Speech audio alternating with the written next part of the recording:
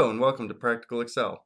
This is a channel devoted to the learning of Microsoft Excel. The goal here is to give you the tools needed to not only learn the many facets of Excel, but also give ideas on the raw power that can be harnessed into job opportunities. Now, short of writing code, SUMPRODUCT has got to be one of the most powerful and useful functions in the analyst arsenal. Many companies today want to store and or manipulate large quantities of data in Excel. And while large manipulation is done best inside of a database program like SQL or Microsoft Access, many ad hoc reports and dashboards can change enough to require the manipulation to be done inside of Excel itself. And this formula here is the one that will do it. This is the sum product formula, what I call aka the $4,000 formula. Now, the reason why I call it the $4,000 formula is because I was able to secure my first analyst job using this formula pretty much alone. You need to know a little bit of like the references and other stuff that's discussed on this channel, but for the most part, this was the formula that pushed me into the big time of making this a career and not just a hobby. So SUMPRODUCT has two methods to it. One is the one that you'll, if you were to Google what SUMPRODUCT does, this is what it'll do. And the second one is the way that I was able to figure out a much more powerful usefulness of the formula. The first one basically just multiplies the components of two arrays and then adds the products together. We can get into that. And if you look at the syntax, it's very important, the differences in the syntaxes here. So the first syntax has the array 1, and then you have a comma, and then you can have array 2, and then a comma, and then an array 3. Now, the second and definitely most useful way of using SUMPRODUCT is it counts the sums of large data by really an infinite number of criteria. And if you see, the syntax is much different. So in parentheses, you have your data 1, which equals the criteria. Basically, you're looking up the criteria in that data set, and then you multiply it by looking up the criteria in a second data set. And then if you want with data 3, it'll just give you a sum of all those that met all that criteria. And again, we'll get into both uses, and you'll see why the second version of it is way more powerful. So we go into the functionality, and in example 1, the example 1 is going to be the first number 1 definition, the way that Microsoft has pretty much designed it. And you have two arrays, 3, 4, 8, 6, 1, 9, and then 2, 7, 6, 7, 5, 3. And the way that the sum product is doing it is, if you look up here, it's got the B8 to C10 and then the E8 to F10, and you'll see it's highlighted. And basically the way that it's treating it is, in your array 1, you have your first row and your first column. That is one data point in the array.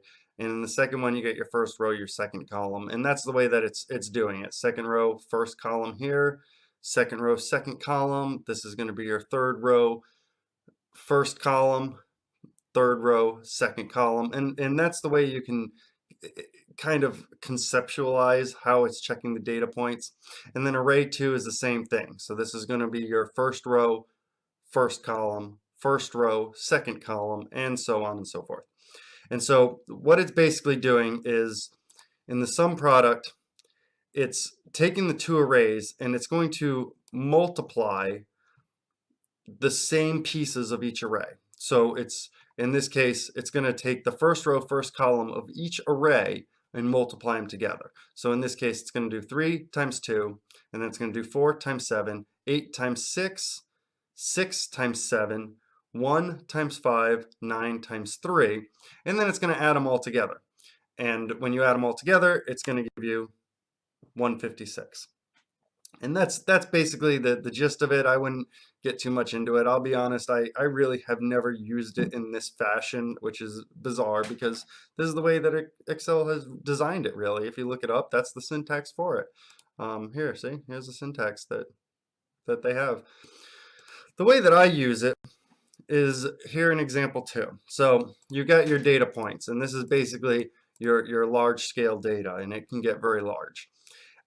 And what you want to do is you want to basically, it's almost like a sum if, but it's a little more powerful. You want to find your criteria in data 1, and then of that criteria in 1, you want to even more filter it into data 2, and then you want to get the value of the data 3. And so if you look up here, we have, instead of it being in the arrays of all the data, we've actually got it broken out into the different columns. One of the most important things you have to worry about is with this, is because this does get a little on the touchy side, is your rows have to be the same. So you look in here, it's L8 to L11, and then it has M8 to M11, and then N8 to N11. So they all have to be the same. So basically what it's saying is you take this first little snippet, and you're taking L8 to L11, and you only want the data that meets this criteria of A. So you'll see it's going to find L8, L9, and L11. Of that criteria, you want to find the ones for the data 2 source that equal X. And if we look, you'll only see that M9 and M11 have the X in them. And then in the last section of the N, that's kind of what we're going to pull. So it's going to find only the A's with the X's, the A's with the X's. So you'll see we have a 3 here and a 3 here. So the answer is going to be 6. And that's what it does. And you can just imagine if your number is, if you have so much data, it's just massively useful. And you'll see here in the practicality. So in the first set, I've never really used it this way. I actually made a video a little earlier where it actually came out wrong, and I had to redo this little section just so it would match, and it's a pretty funny outtake. Maybe I'll post it a little later.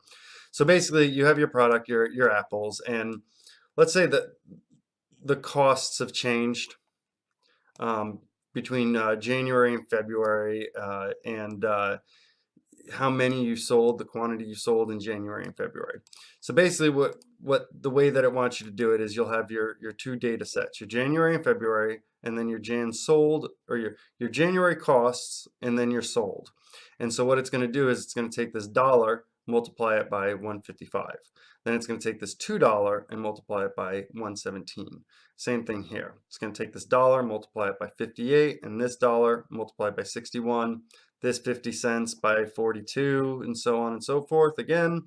And so it's going to give you the total money you made, which is $1,358.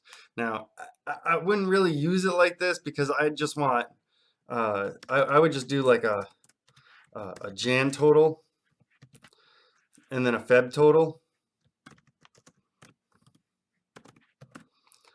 And then I would personally, I would just honestly do it by hand. Why not? You know, it's always going to stay the same.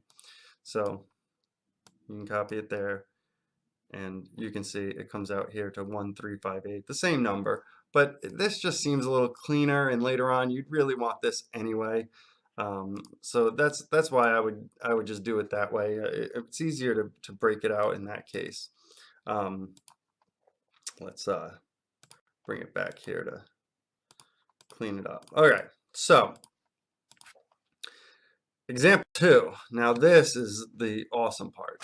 So in this case, you got a bunch of cities, how many bedrooms each maybe house in that city has, and the rent or the income that each house brings in, right?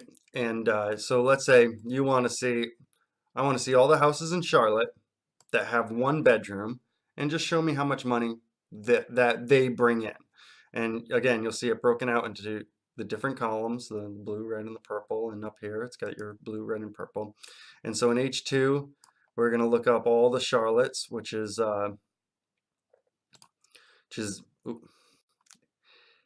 H2, H7, and H11. And then we're going to look up in I for the ones that meet the 1 of the Charlottes. So which is only, you know, your I2 and your I11. And then it's going to take the income. And so I highlighted those in yellow because that's the answer that we're going to want. And it just adds them up. Now this is a very basic way of really doing things, but it shows you how it is kind of useful to get this information. And you can add references to this, so you can actually change your criteria in the references. But in this section, I didn't really do that.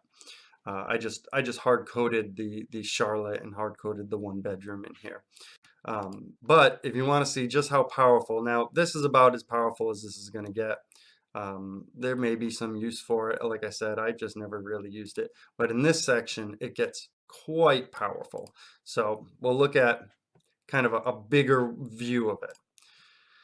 So in this section, we have dates, the products, which is apples, bananas, oranges, and the cost of them, because they might change from day to day, the quantity we sold, and then the total. Now, what you'll see is I actually used random, and we'll get into why I used that in a minute. I even randomized how much we sold, but you'll see that I've actually added somewhere close to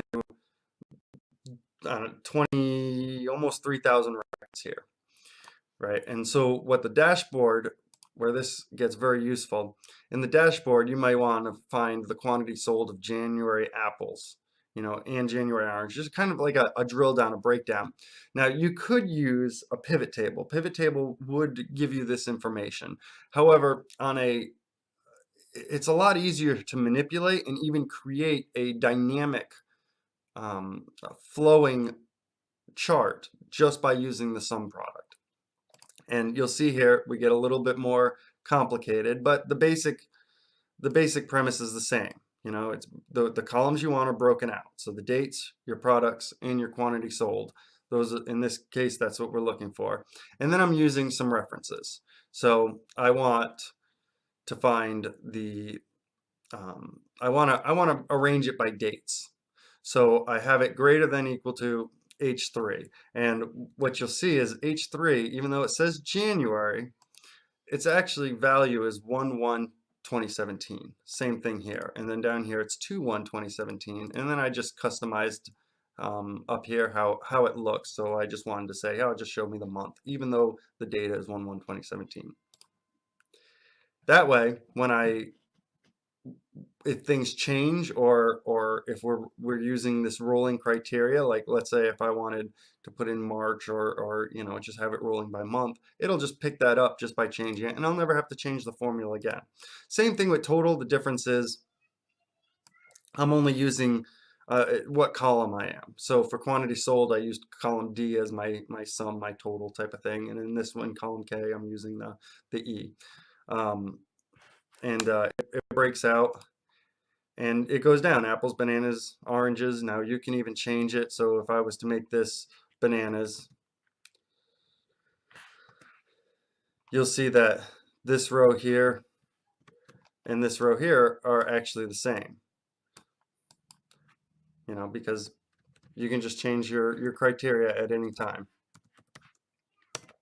Now also you can do it by year. Same formula, same everything. And you can have it done just by year. And again, you'll see one of the tricks is this is actually showing as the data set is January 1st, 2016, January 1st, 2017. And then when I go and filter the data, or the date column, I want it to be looking at, I want it greater than this January 1st, 2016, but less than the January 1st, 2017. In essence, it's giving me all of 2016. And again, it can change and rotate. And the reason why I used this random over here, why I wanted it to be random numbers, is just to give you the idea that if this data changes, you still don't have to touch any of these numbers. So let's say you have like a new year, or different data. The formula will still work even if the data completely changes throughout. So if you can see, just by double clicking and making it calculate over again, it is absolutely changing every aspect of this data, but your formula is still remaining the same. And it's very easy to do. You'll never have to touch it again. It is absolutely an incredibly powerful function. Now, coding can give you a little bit more. We're not getting into that here, but right now that some product, when it comes to dashboards and when it comes to reports, the very useful in as opposed to doing pivot tables, because in pivot tables there's a little bit of error that has the ability to produce. For instance, the pivot table, if the data changes, the pivot table may not refresh unless you go in and say, please refresh the pivot table. If you delete columns, the criteria on the pivot table may change as well. So that's also a um, kind of an error that can occur with the pivot tables. Now, if your data always stays the same, that pivot table is not too bad for a quick report. But in this case, the idea here is your data may change. It may roll. You may want January of 2017, but then tomorrow you may want 2018, and the the speed at which you can change that is a lot easier, and it can be automated a lot easier. So that's it for SUMPRODUCT. Thank you for watching. If you want to email me, you can email me at practicalexcel2016@gmail.com. If you like this, please click like, and I'm always loving anyone who wants to subscribe. I'm going to be putting out videos very regularly, every couple days to start off, and then I may taper down a little bit. But right now I'm really into this, so I'll be putting these out as soon as possible. All right, thank you very much.